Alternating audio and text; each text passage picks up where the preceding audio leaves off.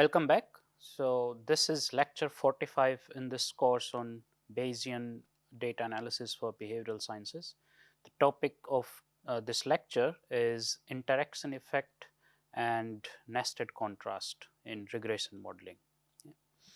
So, this is an important topic in regression modeling because you wouldn't always have, let's say, just a single predictor in the model or a single factor that you would want to test, right? You might have hypothesis that would require you to test the effect of multiple factors at the same time. So, you can have a single model that includes let's say more than one factor in a single regression model. Okay. We saw one example in the previous lecture where we include word type, that is word or non-word, and the frequency of the words as predictors, right? But not only that, you can have other kind of, you can have hypothesis about interactions of several factors. So, for example, let's say let's think about a simple example. So, let's say the population is increasing in let's say overall human population is increasing at some rate.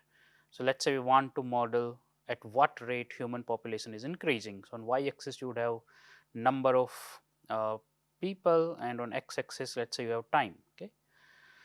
So, you can have one hypothesis about the rate of increase of population, right? So, at exactly what rate population is increasing, but you can have hypothesis about whether the rate of increase in population differs across countries or across continents, or let's say it's another factor like geography, right? Now, geography is another factor, so you can test whether in certain geography population increases at a faster rate compared to some other geography, right?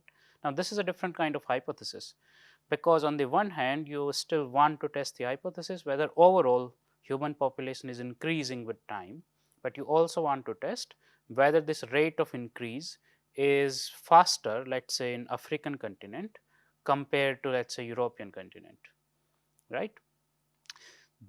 To test this kind of hypothesis, you will need to have some interaction effect parameter or nested effect parameter. Okay. Let me illustrate how. So, let us come back to our example that we took in the previous lecture.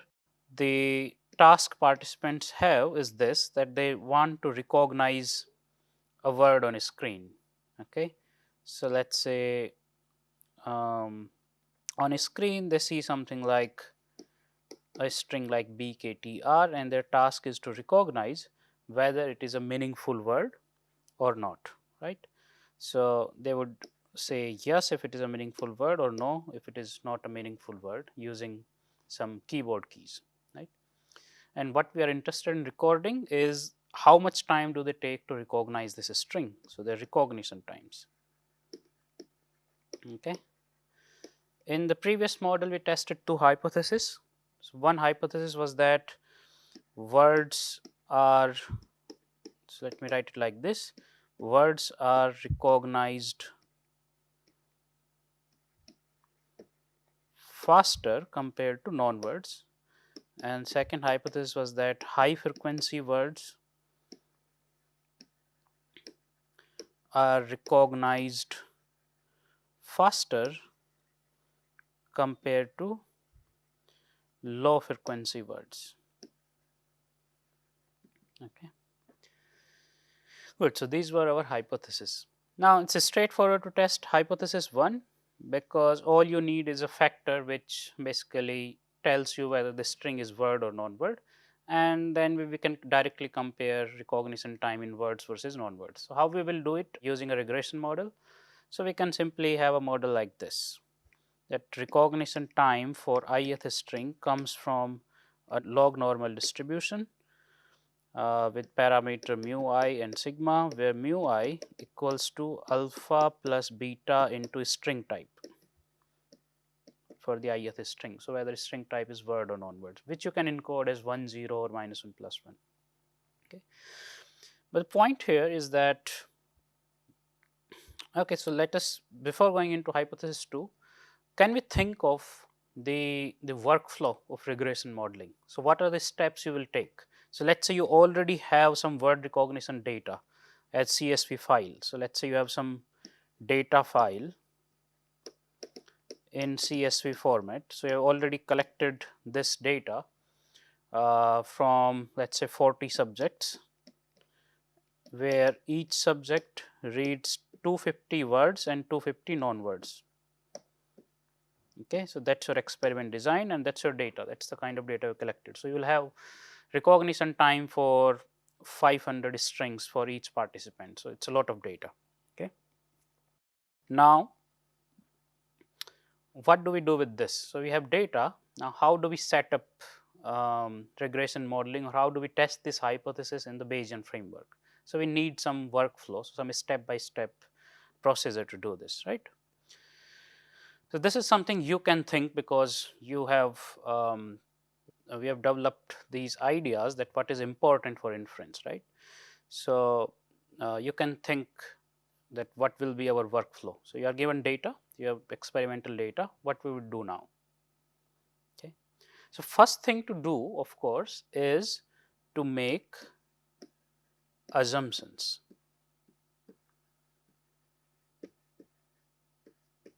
Okay. You need to list down assumptions. Okay. Without assumptions, there is no inference. That's in fact the first critical step in inference, right? And these assumptions do not even require data. So you make these assumptions before even looking at the data. So you cannot make these assumptions after looking at the data, right? So first thing you need to do is to make assumptions. What kind of assumptions do you need? Likelihood assumption and the prior assumption in Bayesian modeling framework. So you need some likelihood assumption and prior assumption. What would be your likelihood assumption? What you can assume, so this, I'm not going to go into reasoning of this, but this is what we have been assuming for this kind of data, that recognition times for ith string comes from a log normal distribution with mean mu I, standard deviation parameter sigma, right, where mu I itself could be a function of some other predictors in the model. Okay. Now this is the point where you can encode your hypothesis, right? This is what we do in linear regression modeling, that on the parameters of your distribution, you can set up, you can basically represent your hypothesis, right? So how do I represent the hypothesis here? So for example, one hypothesis you had was this, that on average recognition time changes as the word type changes from word to non-word, right? So let's say word type is indicated by type I.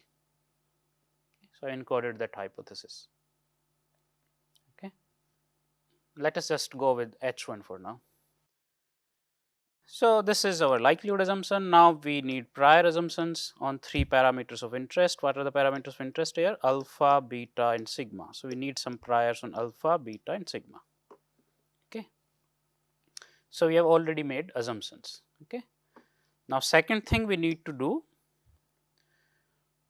is do some prior predictive checks. So this is not an essential step for inference, but this is always a good practice to do a prior predictive check.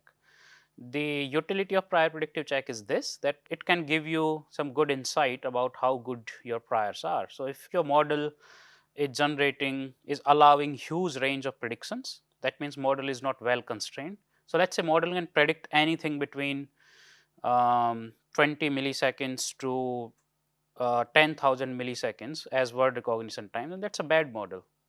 That means the model is not properly constrained. That can happen when you have totally uninformative priors, and priors are not good, right? So you want model to be reasonably constrained in its predictions, right, in its prior predictions. So it is always a good idea to check prior predictions of the model. Okay, fine. So once you generate prior predictions and see whether they are in reasonable range, now your model is ready. Now you can use the data to do what? To estimate model parameters. So you can do the parameter estimation step. How do we estimate model parameters in the Bayesian framework? We need to estimate posterior distribution, right? So we'll need some computational approach, right? So let's say Hamiltonian Monte Carlo or MCMC algorithm. We had an easier way, so we can use BRMS package. So we can set up the model in BRMS, something like this. RT comes from, let's say, 1 plus type, family will be log normal, right? So that's likelihood, then you can set up priors and other things. So when you run this model, this will give you posterior distribution for these 3 parameters of interest. Okay. So from these posterior distributions, you can calculate 95% credible interval and other things, right? Now you can interpret posterior distributions or 95% credible intervals. How do we interpret them? 95% credible interval tells you that you can say with 95% certainty that the true value of the parameter lies within that in A and B. So, lies within that range. Okay. That is it. It does not tell you whether there is evidence for this hypothesis or not. It just tells you about the true value of the parameter. But it can give you a good sort of indication whether what you have predicted, what your hypothesis predicted, is supported by theory or not, right? In order to do that, you should of course think about what does your hypothesis predict about the parameter values, right? About the true parameter values. So, for example, what was your hypothesis? That words are faster than non-words. So, it is so words will be recognized faster than non-words. So, if type is such that you are encoding words as 1 and non-words are 0, okay, that means beta, so this is what your hypothesis predicts. So, beta should be less than 0, and let us say you get a posterior distribution such that the 95% credible interval for beta is -40 to -10, then you can say that data supports your predictions. Okay. After that, you will of course need some model comparison to claim evidence. So, that part we have not covered yet. So, I have not taught you how to do model comparison, but that will be your workflow. Okay. And after that, you can also generate posterior predictions from this model. So, what this model will predict for future data. Okay. So, fifth step is posterior predictions. So, we can generate posterior predictions from the model and compare it against some future data, and then we can do model comparison against competing models. So, this is the step that where you do proper hypothesis testing, as well as you do you can test, you can compute evidence for a theory. So, let us say evaluate or quantify evidence for a theory, right. So, quantify evidence for a theory or assumptions, right. So, this is the workflow of Bayesian regression modeling. Okay. Now, let us come to the main point of this lecture, which is interaction effect and the nested contrast. Okay. Why does it matter? Okay.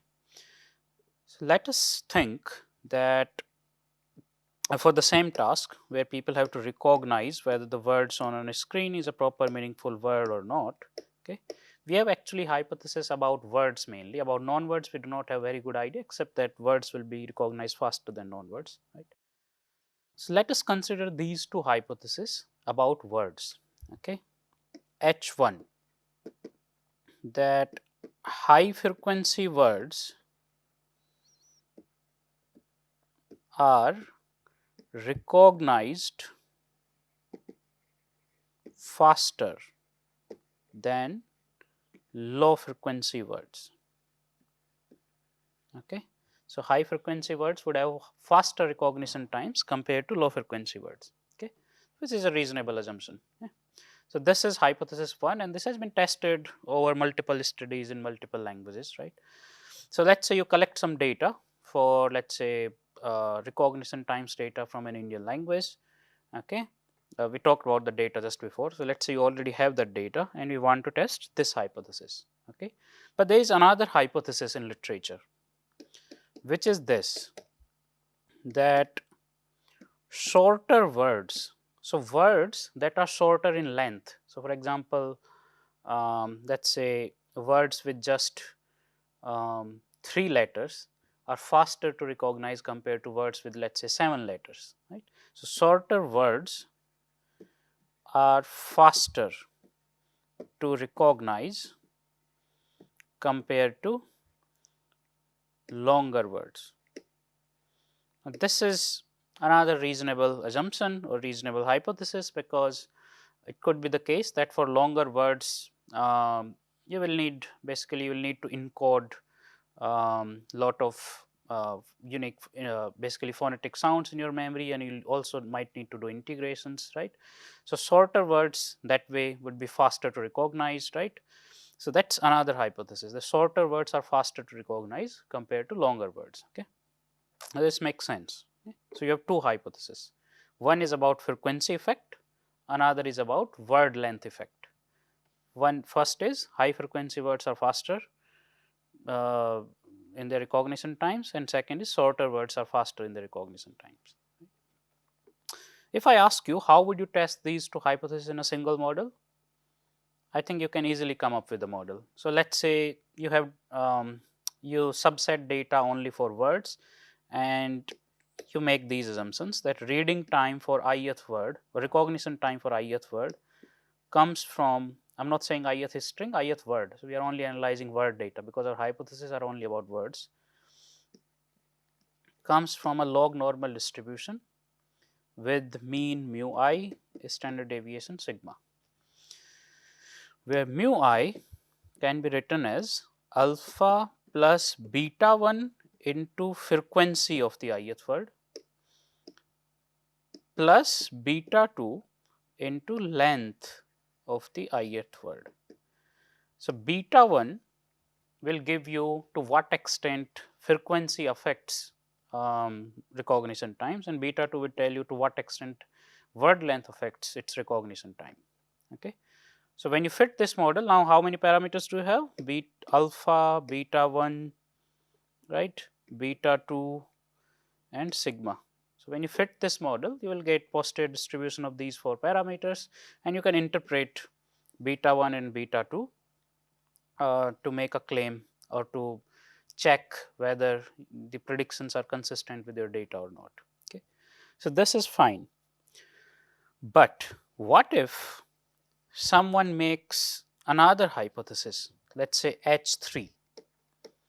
Hypothesis 3 says that the frequency effects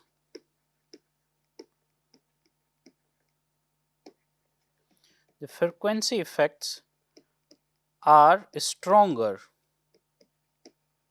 or let's say the frequency effect is stronger for short words compared to long words. What does this mean?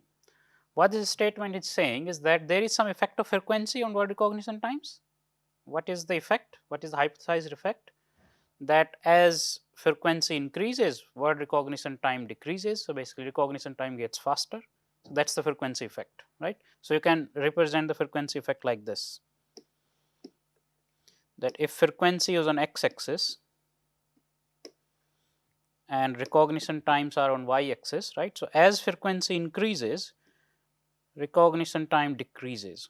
I'm drawing a linear line, but it wouldn't be exactly linear if you take, let's say, log RT, but that's the idea. So as frequency is increasing, the recognition times are decreasing. Basically, recognition times are getting faster. So that's a frequency effect. Okay. So this is what this term means, frequency effect. Next part of the sentence says that the frequency effect is stronger for shorter words compared to longer words. So suppose you draw two lines, one only for short words, or it's a relatively short words, and you draw another line for long words.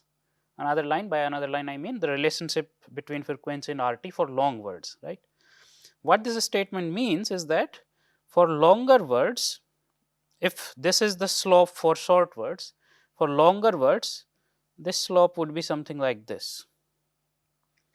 So not below this, because long words would be relatively slower. So, for the longer words, the slope would be something like this. So, let us say this is for longer words and this is for shorter words. This is what this hypothesis is saying, that frequency effect, which is represented by this line, line plot between frequency and RT, it's saying that frequency effect is stronger in shorter words compared to longer words. That means this relationship, which is basically represented by the slope, right?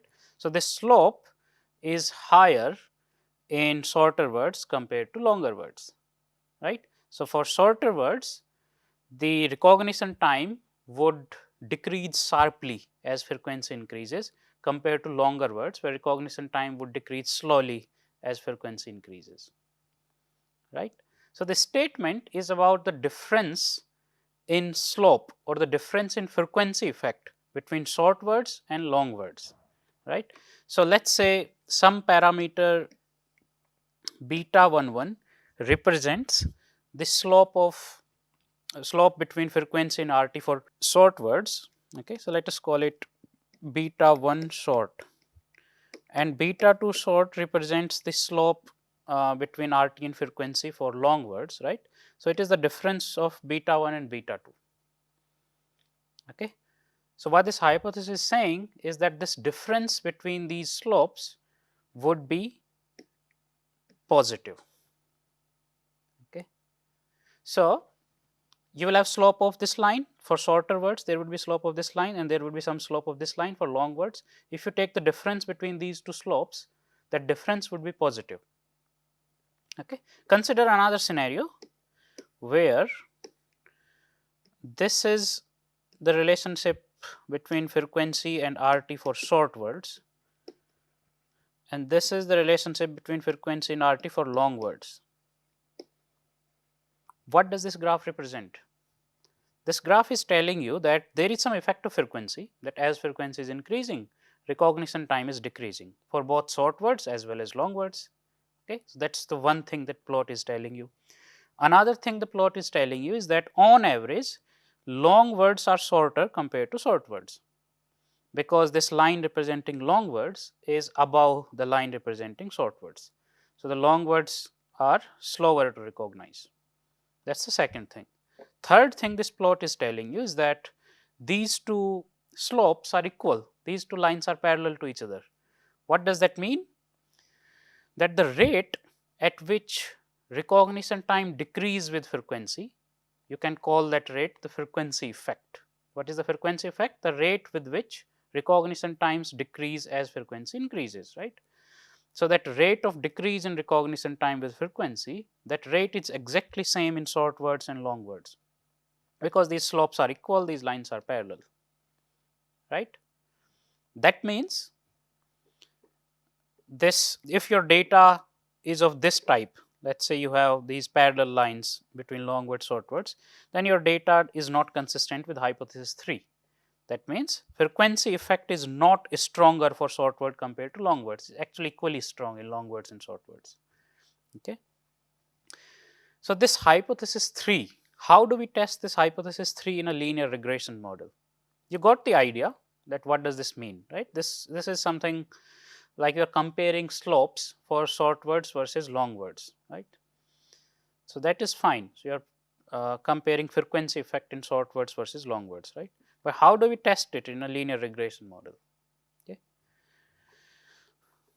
Let us explore that.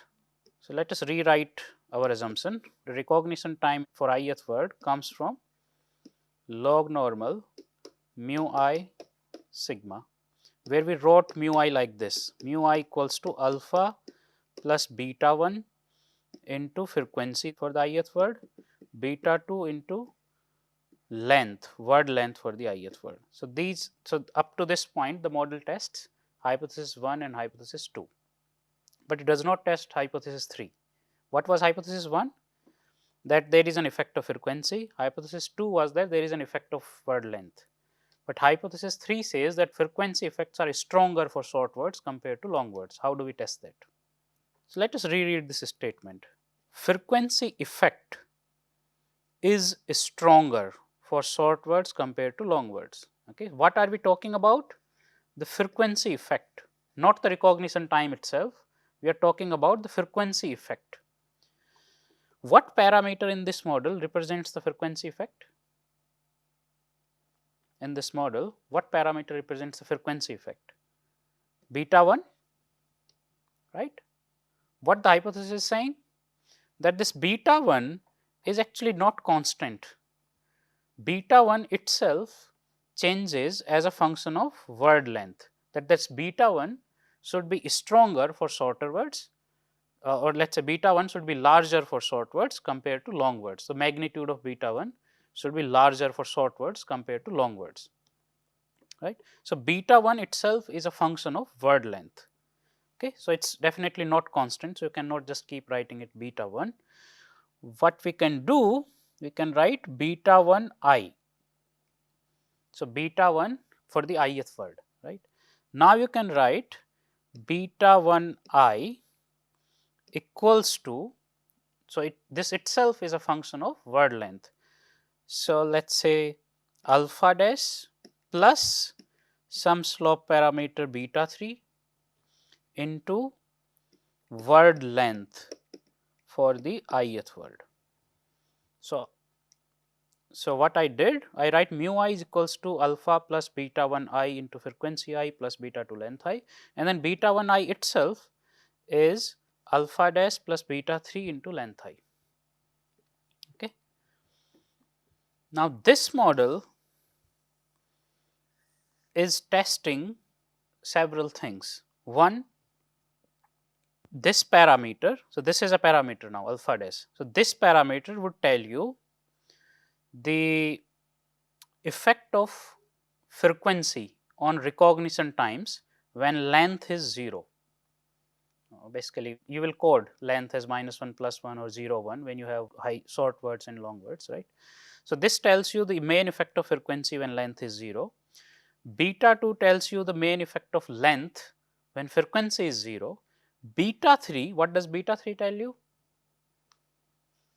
Beta 3 tells you what is the effect of word length on frequency effect. To what extent frequency effect increase or decrease as word length changes. Okay. So, let us say you take word length as -1 and +1, -1 when the word is short, +1 when the word is long, okay, or the other way around, whatever you take.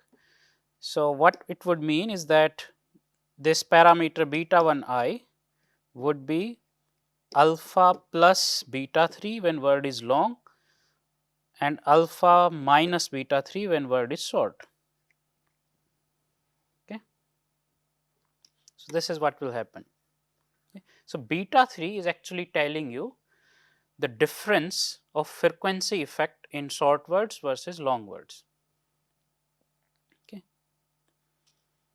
So, this is the model that tests hypothesis 1, that what is the effect of frequency using this parameter, hypothesis 2, what is the effect of word length using beta 2, and hypothesis 3, which is about whether frequency effects are stronger in shorter words compared to long words using this parameter beta 3. Okay. So, if beta 3 is 0, so let us say you get a credible interval which suggests that beta 3 is 0, the true value of beta 3 is 0, that means that the data does not support hypothesis 3. That means frequency effects are not stronger in short words compared to long words, they are comparable. The frequency effects are equal in short words versus long words. So, beta 3 would be 0 if these lines are parallel, if you are then in this situation, and beta 3 will be positive if you are in this situation, positive or negative depending on how you set up the contrast, how you set up these -1 +1, these numeric values of these predictors, right. This model is actually called an interaction effect model. So, you have two predictors. So, you are testing the main effect of frequency and length, and you are also testing their interaction effect. Okay. So, this is actually called interaction effect. Beta 3 is called the interaction effect parameter. What is interaction effect? Basically, it is a slope of difference. Basically, it is a slope, the difference of slopes, right. So, if let us say one of the main effect that you are testing is the main effect of frequency. So, to what extent frequency affects recognition times, right? Now, let us say you have another predictor, which is the word length.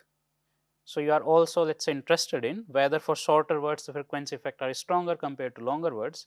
Okay, then you test it by testing the difference of their slopes, right? So, difference of slopes is actually the interaction effect. Okay.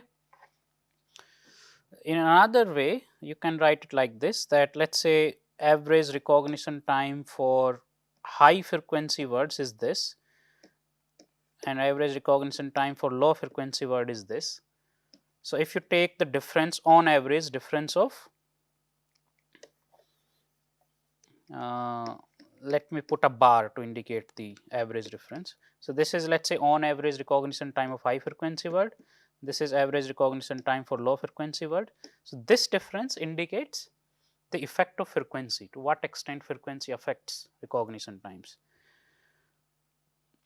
But if let us say you calculate this effect for short words and then you calculate the same effect for long words, same thing for long words, right. So, the difference of this difference is the interaction effect, is the extent of interaction effect, is the magnitude of interaction effect. If this is 0, if this difference is 0, then there is no interaction effect.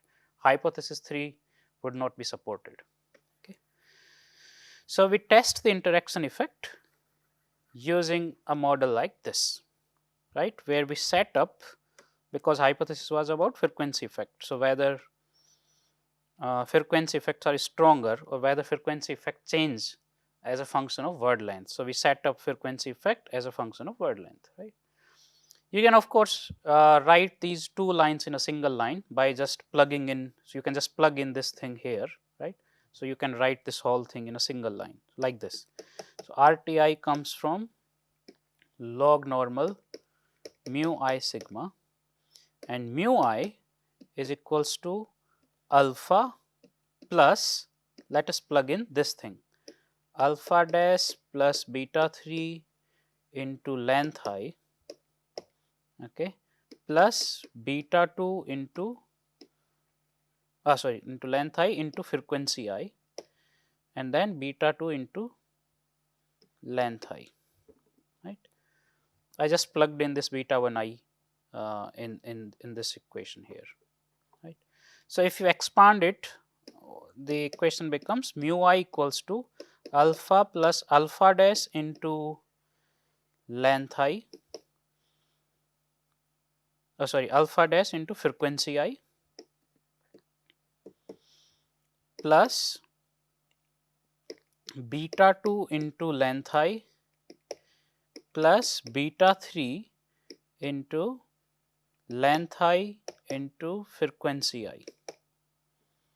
Okay. You can actually rename this parameter as beta 1, okay, just for simplicity you can rename this as beta 1. So, alpha plus beta 1 into frequency I plus beta 2 into length I plus beta 3 into frequency I into length I, where beta 1 indicates main effect of frequency, beta 2 indicates main effect of length, beta 3 indicates interaction effect of frequency and length, right.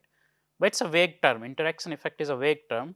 You should understand what does this interaction effect mean. So, that is what I tried to explain, that interaction effect is basically the difference of slopes, and you apply, you test for interaction effect when you have a hypothesis like this, that the frequency effect is, for example, the effect of a predictor A is stronger for certain type of stimuli compared to another type of stimuli, right. So, in that situation you can test for interaction effect.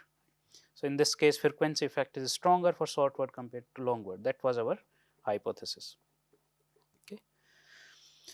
Now, interestingly, it may be the case that you have a hypothesis which is not really about interaction effect, okay, but you might get misled into believing that this is about interaction effect.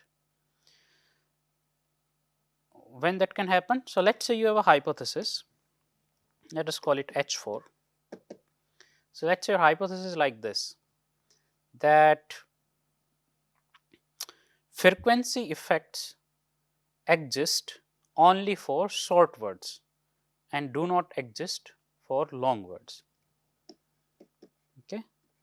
So, frequency effects occur only for short words, not for long words. What does this hypothesis mean? That frequency effects would be there, would be as expected for short words, but the frequency effects for long words will be 0. So, if you draw it graphically, this is what it will represent. This is what it would mean, that for short words frequency effects are as usual. So, this is for short words, but for long words the graph is totally flat. So, for long words there is no effect of frequency. So, precisely this is the kind of relationship we expect. Now, you can't test it using an interaction effect, okay? Because even let us say interaction effect tells you that there is a difference between the two slopes, that does not imply anything about whether long words have a flat slope or let us say a slightly negative slope or positive slope, right? You can have a difference between slope in so many conditions, like you can have a difference between slopes even if the long word line is going upwards, even then you would have a difference between slopes. Okay. So, the interaction effect, which is testing the difference between slopes, would not precisely test this hypothesis. It can test hypothesis 3, because hypothesis 3 is only about the difference in slopes, but here we care about each individual slope. So, whether slope for short frequency word is negative and slope for long words is flat, basically 0, right. So, that is what we want to test. So, how do we do this? How do we test this hypothesis?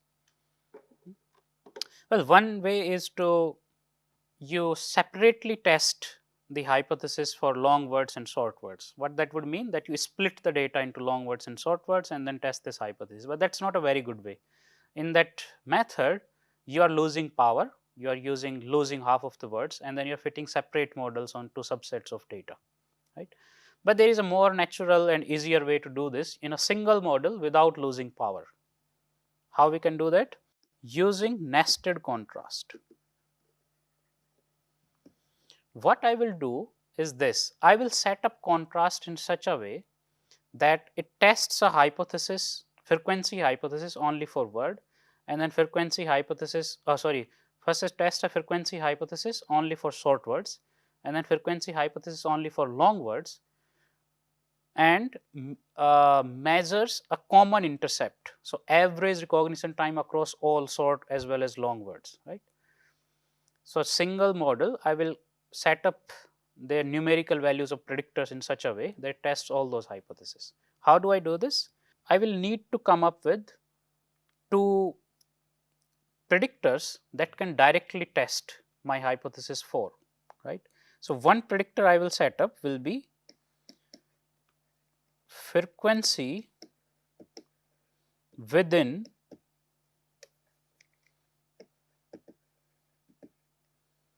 short words. And how would I set it up? Frequency within short words will be given by if else length is short, okay, and frequency is, let us say, high frequency, okay, then I will set up the contrast +1.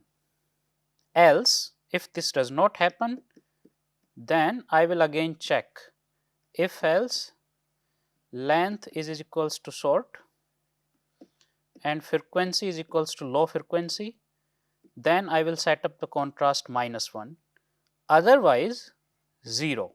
What this would do is this, that all the words which are long, okay, so for all the words which are long, it will set up this predictor as 0. So, this is for long words. So, this predictor will have value 0 for long words. It would have value -1 for short low frequency words, and it will have a value +1 for short high frequency words. Okay. Similarly, I will set up another predictor, frequency within long, which will have values like this: 0 for short words, -1 for long words which are high frequency, long high frequency words, sorry, long and low frequency words, and +1 for long high frequency words. Okay. So that whatever estimate you get for this predictor, it is only testing the difference of low frequency high frequency words within long words, right, because short words will be 0. So when you have these two new predictors, now you can set up a model like this. RTI comes from log normal mu I sigma, where mu I equals to alpha plus beta 1 into word length. So we will still test the main effect of word length, then beta 2 into frequency. Now we are testing frequency effects, but frequency effects separately in long words and short words. So frequency within short, and then plus beta 3 frequency within long words. What this will do? Well, beta 1 is straightforward. This will be testing whether long words are slower than short words, so that is fine. Beta 2. So if let's say beta 2 is greater than 0 or less than 0, what that would mean, that there is an effect of frequency. So there is a frequency effect for short words, right? And if beta 3 is equals to 0, that would mean there is no frequency effect for long words, right? So it is directly testing our hypothesis 4. Okay, so depending on whatever estimates you get for beta 2 and beta 3, you are directly testing those hypotheses. So what is the frequency effect within long word and what is the frequency effect within short words? Okay, so it is directly testing that hypothesis, but within a single model without subsetting the data, right? This is called nested contrast. The contrast we are setting up here is called nested contrast, right? So contrasts this way are very important, especially for cognitive science, so for modeling in cognitive science, or for simple data analysis in cognitive science, because often we have predictors which are not numeric. These predictors are categorical predictors. So for example, you are testing for um, long word stimuli versus short word stimuli, or let's say you are testing for orientation, left, right. So these kind of effects we test. So these predictors are categorical, right? They have some categorical value. So we cannot work, so the model cannot work with categories. Let's say if you just feed the model short and long, it won't work. So the model has to, so you need to convert those categories into corresponding numeric value, right? So for example, you convert short word, you encode short word as -1 and long word as +1. Okay. So these kind of numeric values, so basically transforming categorical predictor into a numeric predictor is important. I mean, without that the model wouldn't work, right? But how exactly what kind of values we use to encode these categorical predictors becomes very important for hypothesis testing, right? So for example, if you give, so, and there are many other kind of contrasts, and these become more important when you go from one predictor to two predictor and their interaction and into more complicated hypothesis, when you have more predictors in your model, right? So it will, it's always a good idea to develop your understanding on contrast coding. So for example, here we saw how nested contrast is really useful for specific hypothesis testing, right?